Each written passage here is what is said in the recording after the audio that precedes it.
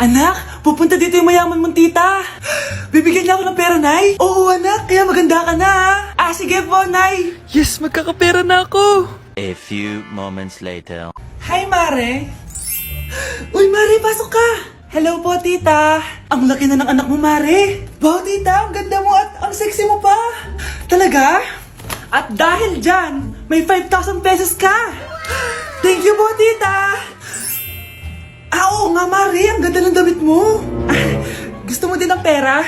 Oh, ang ganda din ng buhok mo, Mare. Ito pa. Ang bango-bango mo din, Mare. Ito pa. Ang pogi naman ng anak mo, Mare. Siyempre, mana sa akin. At bibigyan ko ng 1 million pesos at house and lot kung sino man ang mapapangasawa ng anak ko. Talaga ba, Mare? Anak, halika nga dito. Narinig mo ba yan, anak? Tsuhain mo ng anak niya. Ang magkasabi ka naman dito. Sige po, Nay. Ang gwapo mo naman. Pwede ba kitang tsuhain? Ayoko! Tingnan mo nga itsura mo. Ang pangit mo.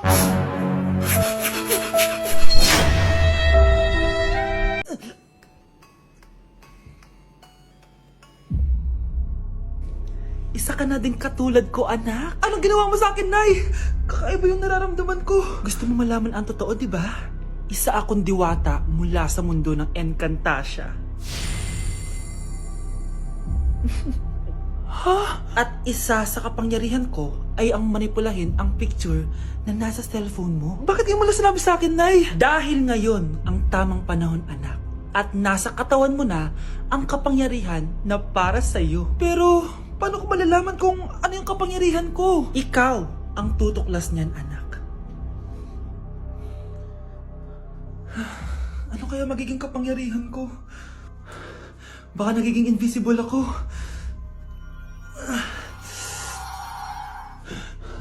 Hindi ako nawala. Baka kaya ko magpalutang ng gamit.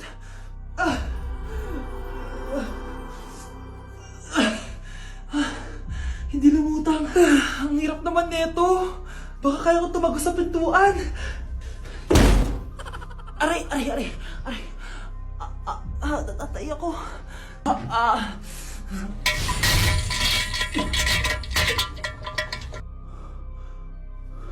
Ano yun?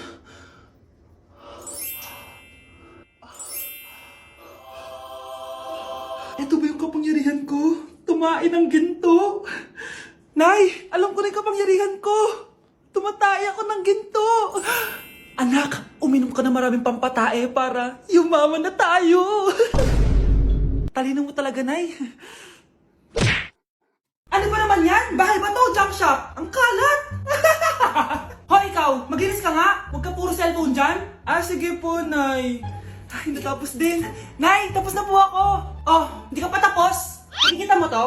Hugasan mo mga plato dito. Meron na naman. Sige po, Nay. Pagkatapos po dyan, magpunas ka, ha? Nay, sandali lang. Ang dami niyong utos. Nagreklamo ka? Gusto mo kunin ko cellphone mo? Sabi ko nga, Nay, maglilinis na ako. Pagkatapos mo dyan, ilabas mo yung mga basura doon. Bilisan mo. Marami pa akong utos sa'yo. Meron na naman. Titigil ka din sa kakautos mo, Nay. A few moments later. Yan! Nakiga ka na naman! Tumayo ka nga! May utos ako sa'yo. Nay, masama po yung pagkaramdam ko. May sakit ka? Sige, ako na lang maglilinis. Magpahinga ka dyan, ha? Sige po, Nay. Yes, gumana din yung plano ko. Makakapaglaro na ako!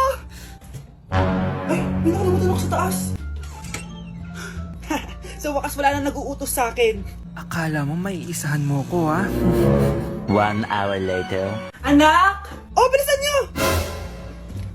Anak, binalan kita ng merienda. Kumain ka na. Salamat po, Nay. Anak, binalan din kita neto. Para saan po yan, Nay? Pangampas sa'yo. Punyeta ka, niloloko mo ko. Sakit-sakitan. Akin na cellphone mo. At dahil dyan, ikaw maglilinis ng buong bahay. Tama na! Sawang-sawa na ako sa mga utos mo. Aba, sumasagot ka pa, ha? Humanda ka sa akin! Wow! Gising na siya!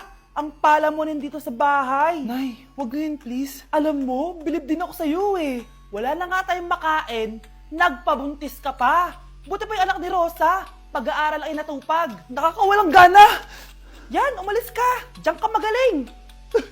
Kasalanan mo to. Sinira mo yung future ko. Ate, please, tigilan mo yan. Walang kasalanan yung bata. Hindi! Dahil dito, galit sa akin si nanay. Kaya dapat mawala na to. Ate, wag. Ate. Anak, kain ka na. Nay. Sorry anak ha sa mga sinabi ko. Hayaan mo, babawi ako sa iyo ha. Thank you, Nay. Nay, sumasakit yan ko. Nay. Oo, yung pinag-usapan natin ha. Hihintayin ko lang mga anak tong babaeng to. Pag nabigay ko na yung bata, ibigay mo na agad yung pera sa akin ha. Palak ibenta ni nanay yung anak ko. O anak, okay ka lang? Walang hiya ka, Nay! Ang sama mo! Akala ko, totoong nagbago ka na. Pera pa rin pala yung nasa utak mo. Abay, bakit? Wala ka nang pakinabang dito. At least yung anak mo, mapapakinabangan ko. Wala ka namang papakain dyan eh. Napakasama mo!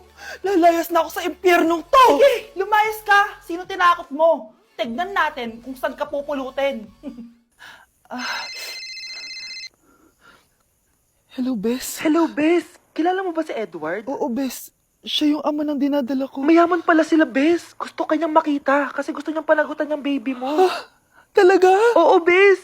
Ito na yun, Bes. Bes, hindi mo na kailangan magtiis na nanay mo. Hindi pwedeng anak ko lang ang makikinabang sa yaman ng lalaking yun. Dapat ako din. Okay po, ma'am. Hoy, ikaw! Tumawag teacher mo sa akin! Bagsak ka na naman? Nay, kasi ayoko na marinig. Simula ngayon, bawal ka nang gumala at mag-cellphone. Hindi pwede to. Anong gagawin ko? Aray! Sakit ng pagkaramdam ko.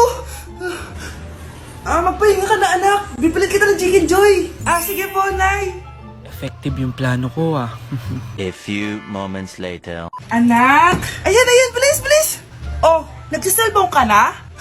Okay ka na, no? Maglinis ka na doon sa baba!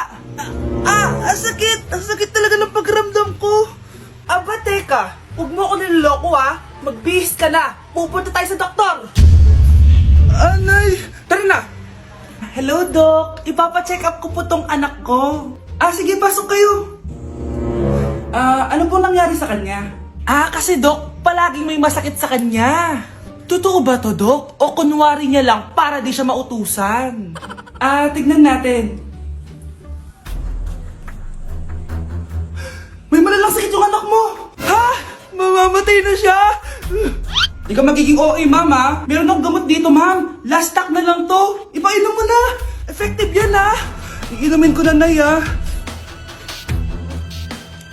Ayan, Nay. Okay na pakiramdam ko. Ayan, huliin niyo na yan. Ano mangyayari? Isa siyang peking doktor. Kaya ikukulong na namin siya. Ha? Ay, anak, ano nangyayari sa'yo? Anak! Ay, expired na pala yung gamot.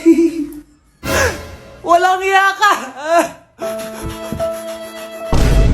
Bakit di sumasagot jowa ko?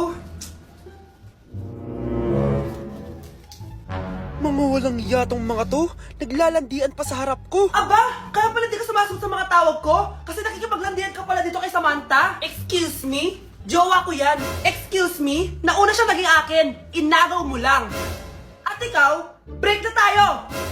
Nababaliw na ata yun.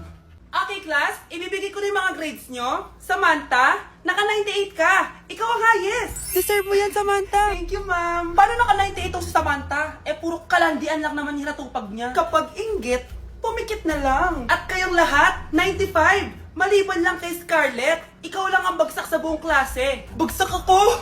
Hindi pwede, ma'am. Ipasa mo ako. Wow! Anong ibibigay kong grade sa'yo, madam? Di ka naman pumapasok sa subject ko. Lagot ako sa nanay ko nito. Nay, bagsak po ako. Ayan! Kaka-boyfriend mo kasi yan! Huwag ka na umuwi dito, ha? Paano na ako nito? Miss, huwag kang gagalaw. Hold up to. Wala na bang mas mamalas pa sa araw na to? Akin na phone mo tsaka bag mo. Kuya, wag po! Akin na! Ayoko na! Ayoko! Anak, anyari sa'yo? Anay, masamang panaginip lang. Ayan, hindi ka kasi nag-i-skincare bago matulog. Ganun pala yun, Nay. Oo, anak. Try mo tong overnight serum ng Garnier. May 10% pure vitamins ito so that you can #power through the night. Kaya goodbye na sa mga nightmares. Sige, Nay. Tatry ko. Grabe, ang fresh ko na naman. For sure, may in love na naman sa akin yung jowa ko. Oo, glowing ka nga, anak. Pero huwag ka ilusyonada kasi wala ka naman jowa. Grabe. Grabe ka, Nay. Nay, maniligaw ko nga pala. Hi, tita. Ako nga pala si Enzo, ang soon-to-be jowa ni Scarlett. Enzo? Anak, di ba yan yung anak ng mayor? Opo, Nay. Galing mo talaga pumili, anak. Mukhang magkakapera ako, A few moments later. O sige, pumapayag na ako na maging jowa mo tong anak ko. Yes! Pangako, tita, hindi ko papaiyakin si Scarlett. Pwede mo na akong i-kiss. Paps, may bayad ang kiss sa anak ko, ha?